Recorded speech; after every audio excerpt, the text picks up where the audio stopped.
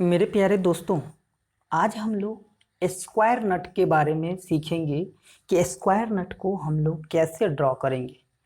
तो आइए सबसे पहले स्क्वायर नट के डायमेंशन को देखते हैं कि आखिर स्क्वायर नट का डायमेंशन क्या होगा। जब भी क्वेश्चन आएगा तो स्क्वायर नट का आपको सिर्फ सिर्फ और सिर्फ डायमीटर दिया होगा, तो डायमीटर से आपको उसका विड्थ फाइंड आउट करना है, उसका थिकनेस फाइंड आउट करना है, रेडियस ऑफ कर्वेचर या चैम्फर कह सकते हैं, तो ये सब चैम्फर एंगल फाइंड आउट करना है। तो ये सब जो डाटा होगा ये आपको याद रखना होगा।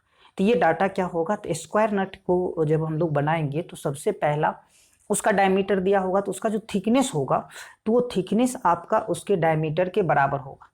थिकनेस उसके डायमीटर के बराबर होगा, दैट मीन्स उसका जो हाइट, जो नट का हाइट होता है उसके डायमीटर के बराबर होगा। उसके बाद विड्थ अक्रॉस द फ्लैट्स, तो विड्थ जो होगा सिंपल कह सकते हैं, उसका जो विड्थ कह सकते हैं, तो विड्थ आप यहाँ पे स्क्वायर नट है तो स्क्वायर का साइड कह सकते हैं, तो वो आपका 1.5D, यानी कि मान लीजिए डायमीटर अगर 10 mm है तो 1.5D का मतलब क्या कि 1.5 में 10 से मल्टीप्लाई कीजिए, 15 mm प्लस 3 mm, तो ये 8 हो जाएगा, दैट मीन्स 18 mm। अगर 10 mm डायमीटर है तो 18 mm उसका क्या हो जाएगा, विड्थ हो जाएगा, और 10 mm डायमीटर है तो थिकनेस 10 mm हो जाएगा, ये आपको पता है। एंगल ऑफ चैम्फर की बात करेंगे तो एंगल ऑफ चैम्फर यहाँ पे जो होता है वो 30 डिग्री होता है, तो ये आपको ध्यान रखना है, एंगल ऑफ चैम्फर जो होता है वो 30 डिग्री रखना है। उसके बाद रेडियस ऑफ चैम्फर जो होता है, वो रेडियस ऑफ चैम्फर जो होता है वो आपका 2D यानी कि डायमीटर के दोगुना होता है। डायमीटर यानी कि बोल्ट का इंटरनल डायमीटर की बात कर रहे हैं, ठीक है। तो यहाँ तक ये सारा डायमेंशन हम लोग फाइंड आउट कर लेंगे। डायमेंशन फाइंड आउट करने के बाद अब आइए इसके डायमीटर पे यानी कि विड्थ, पहले जो विड्थ हम कैलकुलेट करेंगे। मान लीजिए अगर 10 mm दिया हुआ है तो विड्थ हम लोग कैलकुलेट करेंगे तो कितना होगा, W equal to 10 into 1.5 plus 3 mm, तो ये आपका 18 mm हो जाएगा। तो 18 mm का ये डायमीटर हो यानी कि विड्थ हो जाएगा, तो 18 mm विड्थ हो जाएगा। तो एक ऐसा सर्किल लेंगे जिसका डायमीटर 18 हो, तो एक सर्किल हम ड्रॉ किए 18, ये सर्किल सेंटर फाइंड आउट कर लिए।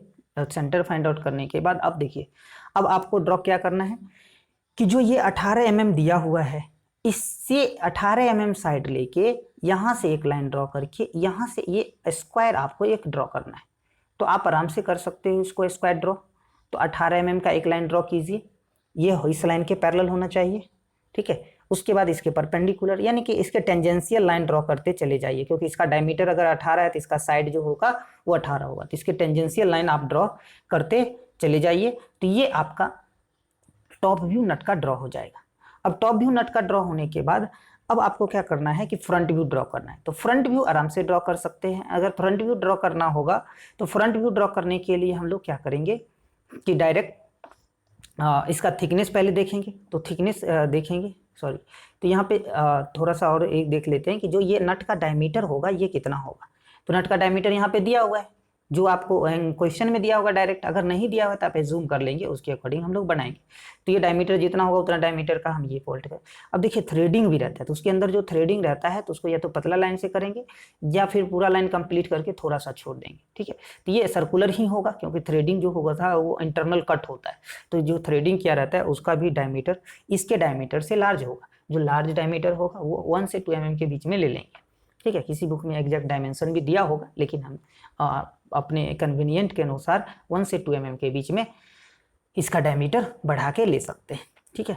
तो ये आपका टॉप व्यू हो जाएगा। उसके बाद फ्रंट व्यू, ये विड्थ, यही विड्थ हुआ जो आप अभी हम डायमेंशनिंग करके दिखाए हैं।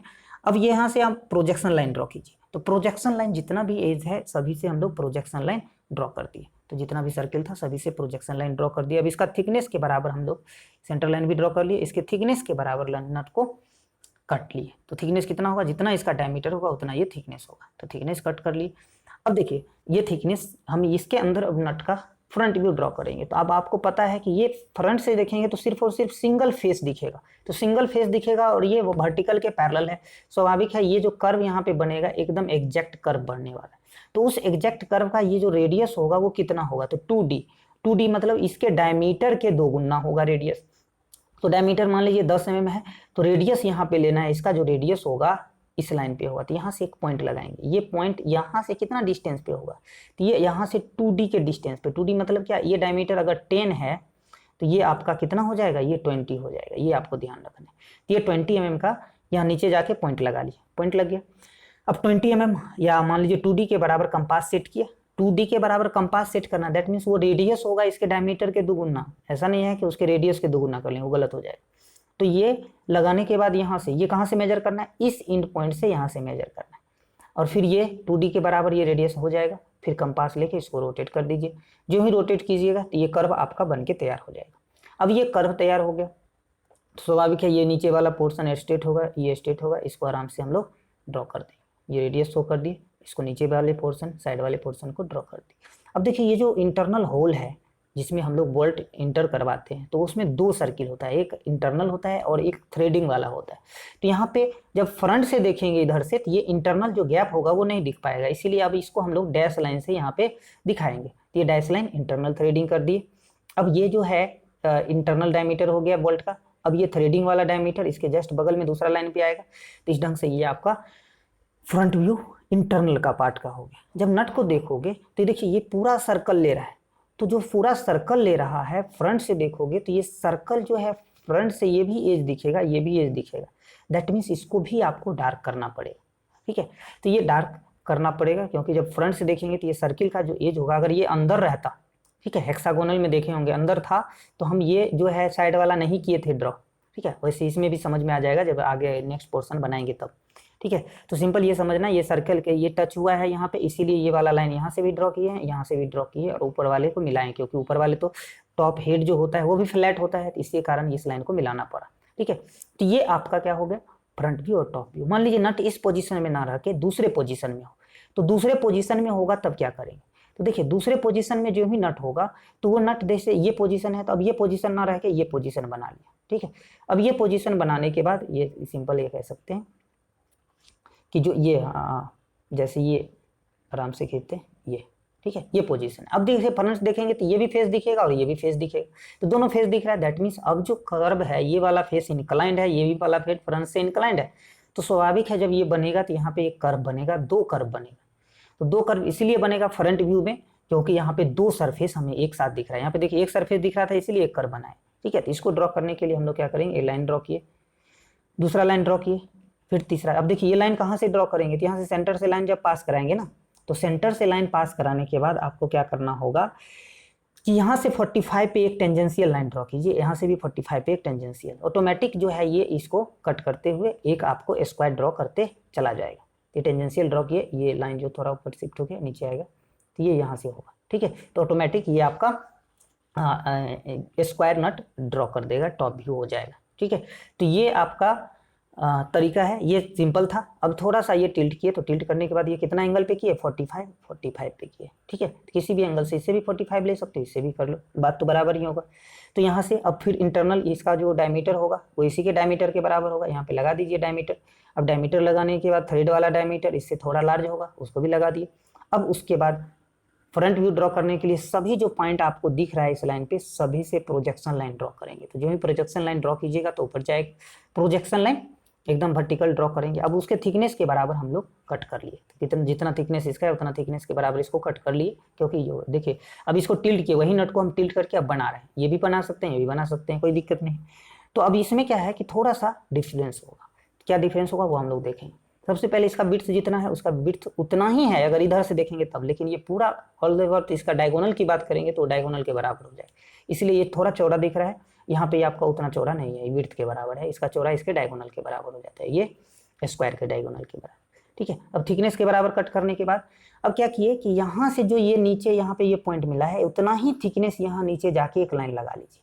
लाइन लगाने के बाद, अब लाइन लगाने का क्या मतलब होता है कि जब फ्रंट से देखेंगे ये कर्व जो यहाँ से बन रहा है वहाँ भी यही इतना ही दूर के अंदर कर्व बनना है, यानी कि इसके नीचे नहीं आना है, इसीलिए हम ये लाइन लगा ली। लाइन लगाने के बाद एक लाइन लगाने के बाद यहाँ से 30 डिग्री पे एक लाइन ड्रॉ की, ठीक है, इसी कॉर्नर से 30 डिग्री पे, क्योंकि यहाँ पे एंगल ऑफ चेम्फर बताए थे ये 30 डिग्री होता है। इसमें एंगल ऑफ चेम्फर की जरूरत नहीं पड़ा क्योंकि रेडियस हम ले लिए, ठीक है। जहाँ अप्रोक्सीमेट कर्व ड्रॉ करना होता है वहाँ पे रेडियस ऑफ चेम्फर, ये आपका एंगल ऑफ चेम्फर की जरूरत होता है, नहीं तो रेडियस ऑफ चेम्फर से ही हम लोग डायरेक्ट ड्रॉ कर देते हैं। यहाँ पे देखिए ये इंक्लाइंड सरफेस होने के कारण एग्जैक्ट कर्व नहीं होगा, तो एग्जैक्ट कर्व नहीं होगा तो अप्रोक्स ड्रॉ करना पड़ेगा, तो अप्रोक्स फ्री हैंड ही ड्रॉ करते हैं, यहाँ पे कोई रेडियस नहीं लेंगे। तो उसके लिए तरीका है कि यहाँ से एक लाइन ड्रॉ कीजिए। लाइन ड्रॉ करने के बाद 30 डिग्री पे एक लाइन ले लीजिए। 30 डिग्री पे लाइन लेने के बाद अब देखिए यहाँ पे एक कर्व आएगा, ये कहाँ तक आ रहा है, यहीं तक, ठीक है। तो ये कर्व ड्रॉ होगा, तब ये कर्व जो फ्री हैंड आप ड्रॉ करोगे तो कैसे करोगे, ये 30 पे जो लाइन लिए हैं ना यहाँ से, तो इस कॉर्नर से इसको टच करते हुए एक कर्व ड्रॉ कीजिए। जो ही इसको टच करते हुए कर्व ड्रॉ कीजिएगा, तो टच करते हुए कर्व ड्रॉ कीजिएगा तो ये स्मूथ कर्व आपको ड्रॉ कर देना है, ठीक है। तो कैसे करेंगे, तो ये 3 पॉइंट मिल रहे हैं, ये भी इन पॉइंट मिला हुआ है। अब बीच में एक सेंटर पॉइंट लगा लेंगे और इससे टेंजेंशियल एक कर्व स्मूथ ड्रॉ करेंगे। तो इससे आपको पता है ना तो ऊपर जा सकते हो ना नीचे आ सकते हो। इससे क्या होगा कि जो एग्जैक्ट कर्व होता है लगभग वही आ जाता है, अप्रॉक्स कह सकते हैं, तो वो उसके अप्रॉक्स आ जाता है। क्योंकि यहाँ पे कोई रेडियस का हम यूज नहीं कर सकते हैं, क्योंकि ये फ्रंट व्यू से देखेंगे ये इंक्लाइंड सरफेस है। इंक्लाइंड सरफेस होने के कारण इसका हम लोग एग्जैक्ट रेडियस नहीं पता रहता है, नहीं ड्रॉ कर सकते, ठीक है। उसी प्रकार दूसरी तरफ भी यहाँ से 30 डिग्री पे लाइन लीजिए और फिर यहाँ से टच करते हुए एक कर्व को ड्रॉ कीजिए। इसको हमें डायरेक्ट ड्रॉ कर दिए, तो इस ढंग से आपका 2 कर्व ड्रॉ हो गया। अब बेस लाइन को मिला दीजिए, इसके साइड वाले को मिला दीजिए। अब देखिए यहाँ पे ये वाला एज दिख रहा था और ये वाला, बीच में कोई एज नहीं था, लेकिन यहाँ पे बीच में एज आ रहा था, यहाँ पे ये भी लाइन ड्रॉ होगा, ठीक है। तो इस ढंग से हम नीचे ड्रॉ किए, साइड भी ड्रॉ कर दिए। इस ढंग से आपका ये 3 लाइन यहाँ पे दिख रहा है, यहाँ पे 2 लाइन ही दिख रहा है। क्यों, क्योंकि यहाँ पे एक ही कर्व बन रहा था, फ्लैट सरफेस एक ही था। यहाँ पे फ्लैट सरफेस 2 है लेकिन दोनों इंक्लाइंड है, ठीक है। तो इस ढंग से ये आपका 3 लाइन आपको सामने में दिखेगा। अब ये हो गया। अब देखिए इंटरनल डायमीटर के लिए हम लोग क्या करते थे, डैश लाइन ड्रॉ करते थे। तो ये डैश लाइन आप ड्रॉ कर दीजिए। तो यहाँ से हम लोग डैश लाइन ड्रॉ कर देंगे, ये डैश लाइन ड्रॉ हो गया। अब देखिए ये डैश लाइन हो गया।